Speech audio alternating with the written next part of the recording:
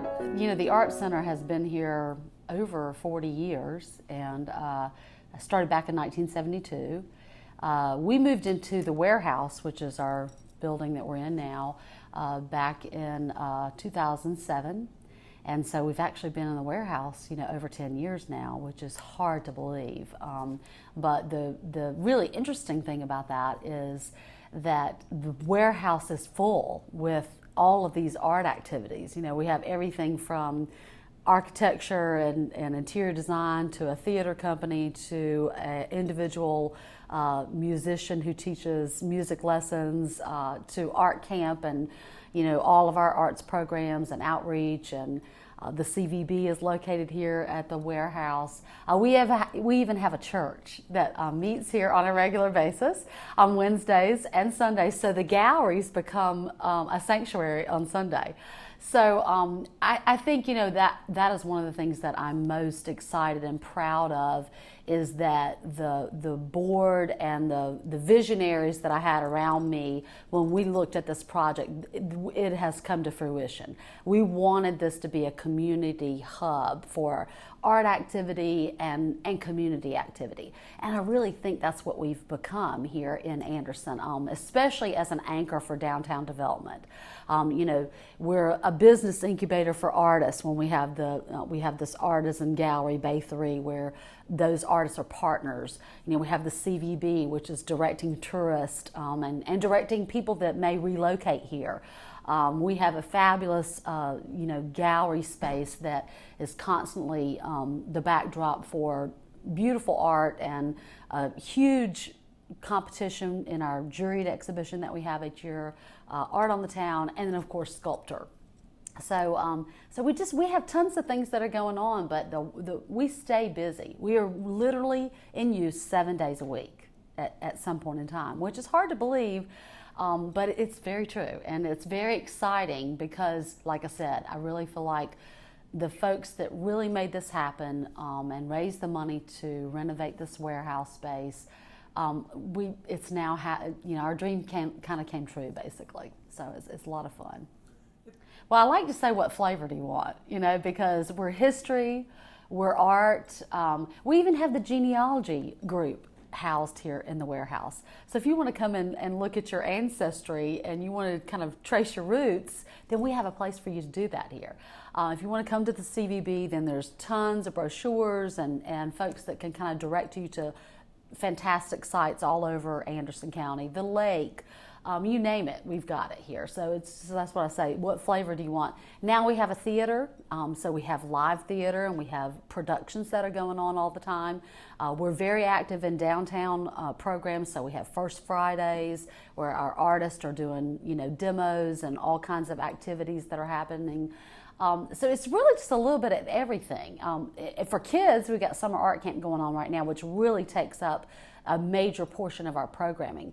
But when we don't have Summer Art Camp in the winter and fall, winter sessions, spring sessions, we have a really active adult program where we have art school, workshops, all kinds of artistic programs for both professional artists as well as beginners, the whole gamut. We even started a great program last year called Senior Studio, where we worked with individual senior centers and brought seniors who had never painted before, and we actually had an exhibit and that sort of thing. So that was a really just wonderful program to be able to kind of have executed and have these seniors kind of just go back to being creative and learning a new skill and just having something to really look forward to, improve their quality of life. So we have a little bit of everything. It just depends. We partner with folks all the time. So there's chamber events here.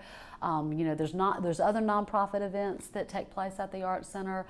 There's just a little bit of everything going on here. Event rentals. We have weddings here probably 2 to 3 times a month. We have a major wedding or a big reunion or something like that happening. So it just depends on what you want to do. But we feel like if you haven't been here, you can certainly come and see even without looking at the exhibit, just looking at this building and the jewel that it is and the renovation that we were able to do and basically save this, what was just an old warehouse, but it was part of a hub of the old P&N warehouse or the old P&L railroad. So you had, basically the warehouse, the depot warehouse, which was just for temporary things. This is more warehousing that really was utilized for downtown.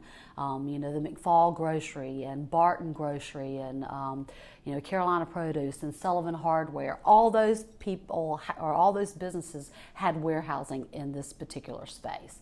So it's just really interesting. Folks come in and they love to see the old. We tried to preserve it as much as possible so that you can really see that the bones of this place and the history of this place is still very much a part of its everyday life. And we love it. Because it's a great backdrop for the Arts Center and for creative endeavors. I mean, it's a great place to be a part of anything. So.